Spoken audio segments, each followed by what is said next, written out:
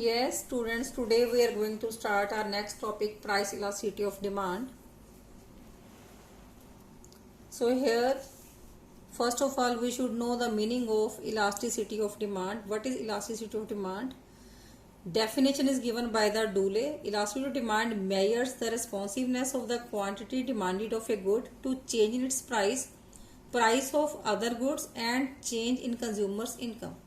That means कि quantity demanded में जो चेंजेस आती हैं वो किस वजह से होती हैं? Due to own price of the commodity, जब कमोडिटी की अपनी प्राइस फॉल करती है या राइज करती है, या changes in the price of other goods. Other goods means substitute goods और कॉम्प्लीमेंट्री गुड्स. और due to change in the, जब कंज्यूमर की इनकम की वजह से क्वांटिटी डिमांडेड में चेंज आता है. तो हमारे +1 के सिलेबस में mainly price elasticity of demand है जो हमने डिटेल में डिस्कस करना है. So what is the meaning of price elasticity of demand? It is the degree of change in demand in response to change in own price of the commodity. कि जब किसी commodity की अपनी price में change आने की वजह से उसकी डिमांड में चेंज आता है, that is said to be price elasticity of demand. So it is also calculated by the following formula. Price elasticity of demand का formula क्या है? Price elasticity of demand is noted by this symbol ED equals to minus percentage change in quantity demanded upon percentage change in price. Further we will elaborate this formula. So what is percentage change in quantity demanded? It is change in demand upon initial demand, and percentage change in price is equal to change in price upon initial price, and now it's multiplied by 100. 100 shows the sign of percentage. Now what is change in demand? Change in demand is equal to Q1 minus Q upon Q. Now what is Q? Q is the initial price. Sorry, Q is the initial demand and Q1 is the new demand. Next, change in price upon initial price means P1 minus P upon P. Here P denotes to initial price and P1 denotes to new price. Upon P always said to be initial price. तो Q1 minus Q will be equal to delta Q. Delta Q means जो ये triangle का sign है ये क्या show कर रहा है? Change in quantity demanded. That will be calculated by Q1 minus Q. So this will be delta Q upon Q. Here also P1 minus P will be equal to delta P. That means change in price upon price. That means initial price. Now इसको हम इस form में भी लिख सकते हैं, delta Q upon Q divided by delta P upon P. Minus sign साथ में आता जाएगा इसके.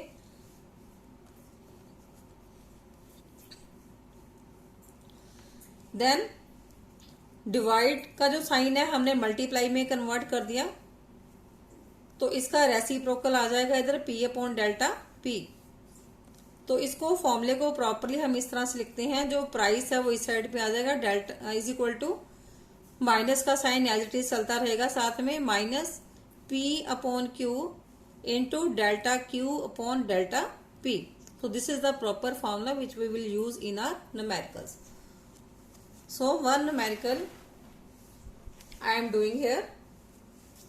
Suppose the initial price of ice cream is ₹4 per cup.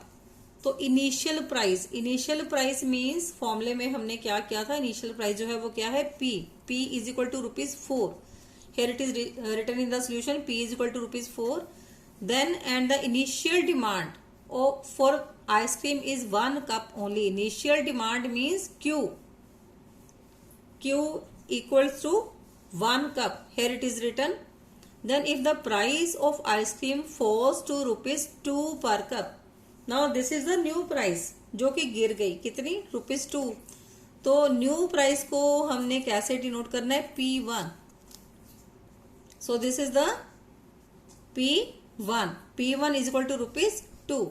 And demand increases to 4 cups. That means new demand.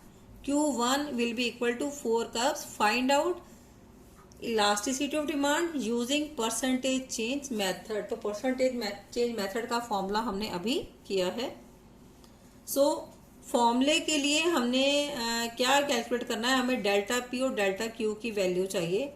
और delta P निकालने के लिए हमारे पास क्या होना चाहिए, P1 और P, ये दोनों ही हमें क्वेश्चंस में गिवन है। P1 is 2 and P is 4, तो 2 minus 4 will be -2। Same way we will calculate delta Q. Delta Q का फॉर्मूला क्या है, delta Q is equal to Q1 minus Q, that means 4 minus 1 is equal to 3 cups. अब ये हमारा formula है जो हमने अभी डिस्कस किया है, that means minus P upon Q into delta Q upon delta P. So P क्या है 4, Q is 1, delta Q is 3 and delta P is -2।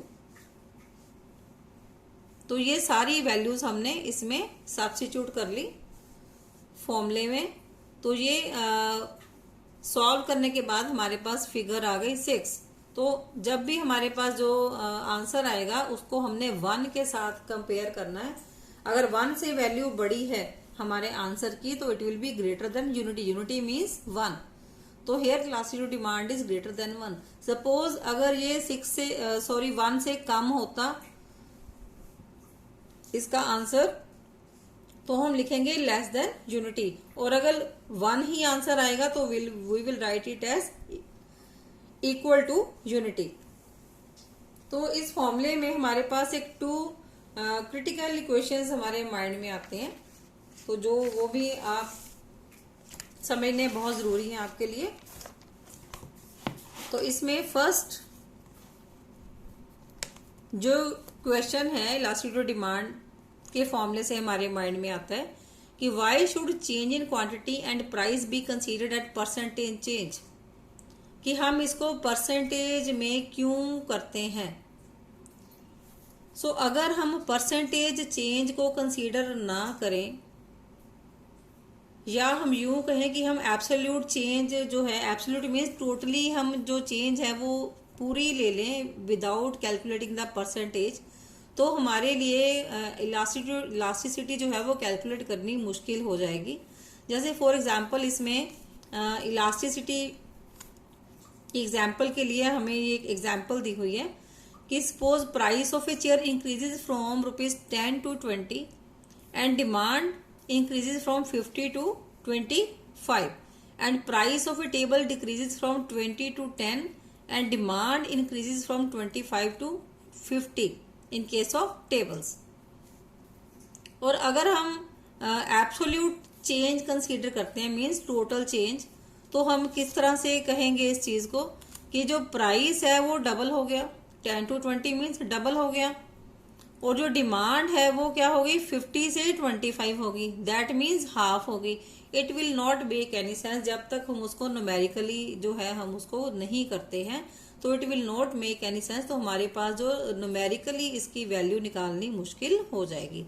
तो दैट्स वाई अगर इसको हम न्यूमेरिकली फॉर्मूला लगा के फाइंड आउट करते हैं तो it will be easy for us to know the value कि कितनी जो परसेंटेज चेंज आई है, तो हम इसके अकॉर्डिंग हम इजीली फाइंड आउट कर सकते हैं। तो इसका हमने ये फॉर्मूला जो अभी डिस्कस किया था वो क्या था, percentage change in quantity demanded upon percentage change in price.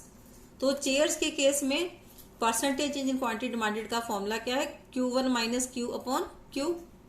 That means कि 50 से कितना गिर गया डिमांड 25, तो न्यू क्वांटिटी डिमांडेड कितनी हुई 25 minus initial demand is 50 upon 50, तो we will calculate it comes to be 1/2, minus का साइन जो है वो आ रहा है इसके साथ में, it will be -1/2, that means -0.5%। और इसी तरह से percentage change in price equals to P1 minus P upon P। जो प्राइस है वो कितना गिरा 20 से 10 हो गया, सॉरी प्राइस जो है वो इंक्रीज हुआ, इट इज 10 to 20, तो new price is 20 and initial price is 10, it is 20 minus 10/10। इसको हमने फॉर्मूले में पुट किया, it will B 10/10, that means 1%। तो इस तरह से इसको कैलकुलेट करना हमारे लिए इजी भी है, अंडरस्टैंड करना भी हम इसको आसानी से अंडरस्टैंड कर सकते हैं।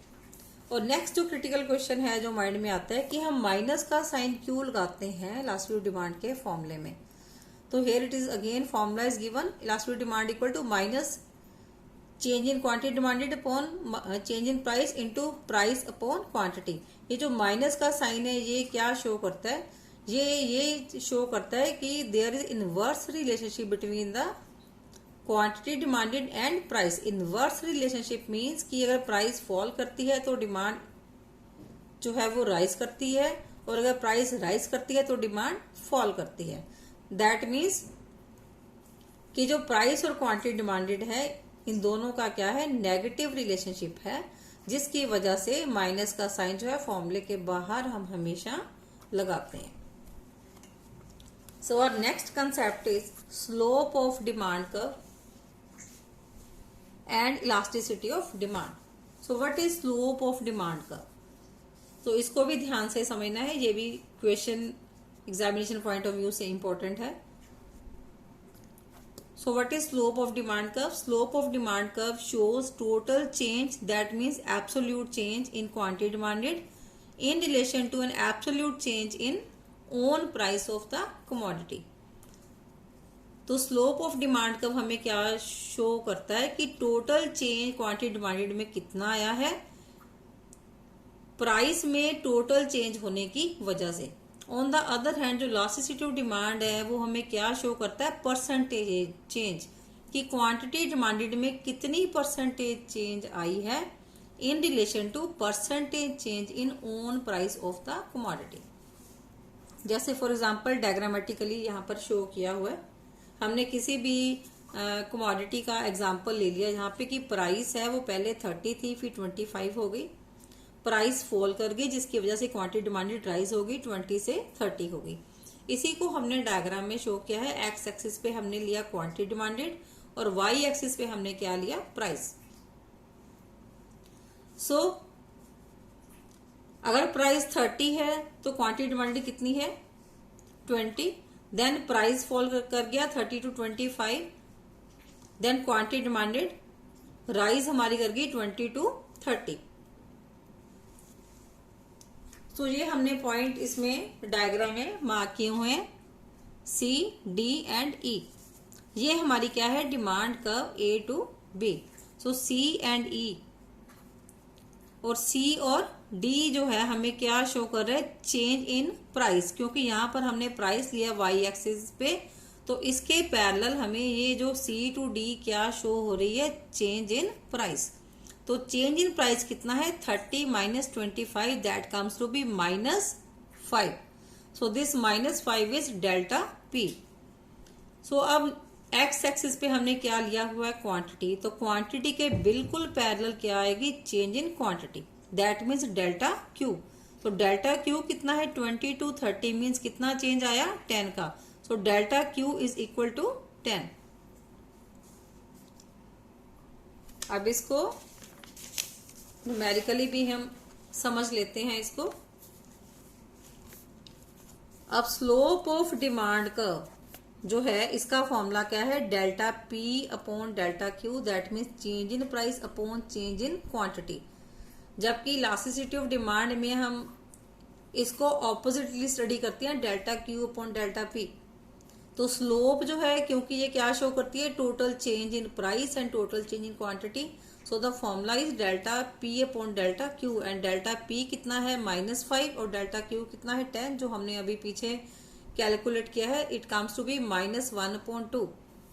नाउ अब इसी की वैल्यू अगर हमने इलास्टिसिटी ऑफ डिमांड में इसी पॉइंट पे हमने इलास्टिसिटी ऑफ डिमांड कैलकुलेट करनी है, तो वो कैसे करेंगे, अगेन फॉर्मूला आपका सेम ही रहेगा, minus delta Q upon delta P into price upon quantity. सो delta Q upon delta P actual में क्या है, it is reciprocal of slope of the demand curve. So what is slope, slope का जो formula है वो क्या है, delta Q upon delta P, that means delta P upon delta Q. और अगर हम स्लोप का रेसिप्रोकल कर देते हैं, दैट मीन्स 1 अपॉन स्लोप, तो ये वैल्यू भी जो है वो उलट जाएगी, इसका भी रेसिप्रोकल हो जाएगा। 1 upon slope will be delta Q upon delta P. तो ये चीज ही हमें इलास्टिसिटी ऑफ डिमांड के फॉर्मूले में चाहिए। That means delta Q upon delta P क्या है, 1 अपॉन स्लोप। तो इसकी वैल्यू हमने यहाँ पर सब्स्टिट्यूट कर दी। Delta Q upon delta P will be equal to 1 upon slope into price upon quantity. Now what is 1 upon slope? अब स्लोप की जो वैल्यू है वो हमने कितनी निकाली है, 1 अपॉन 2। और इसको अगर हम 1 अपॉन स्लोप में पुट करेंगे इट विल बी 2 अपॉन 1। तो इसकी जो वैल्यू है यहाँ पर हमने सब्स्टिट्यूट कर दी स्लोप की। तो 1 अपॉन स्लोप विल बी 2, क्योंकि हमने रेसिप्रोकल लिया तो इसकी जो वैल्यू है उसका भी रेसिप्रोकल हो जाएगा 2 अपॉन 1। तो इसको हमने इसमें यहाँ पर पुट कर दिया 2 इज इंटू प्राइस कितना है, इनिशियल प्राइस 30 और इनिशियल क्वांटिटी कितनी है जो हमने अभी एग्जांपल करी है 20। तो इट कम्स टू बी 3। तो it is elasticity of demand at same point is 3 और जो slope of demand curve at same point क्या है, -1 upon 2। So slope of demand curve क्या है, तो it is simply ratio of delta P upon delta Q. और जो elasticity of demand क्या है, it is a multiple of 2 ratios, that means delta Q upon delta P and P upon Q. तो hence delta Q upon जो delta P है वो क्या है, it is the inverse of the slope, या inverse you में से reciprocal of the slope. So next जो पॉइंट है वो क्या इसमें आ रहा है कि जो इलास्टिसिटी ऑफ डिमांड हमने 3 कैलकुलेट किया है, ये ऑन द अदर हैंड क्या शो करता है, change in price by 1% causes change in quantity demanded by 3%। That's why answer comes to be 3। So that was about the slope of the demand curve. So I hope this topic is clear to you.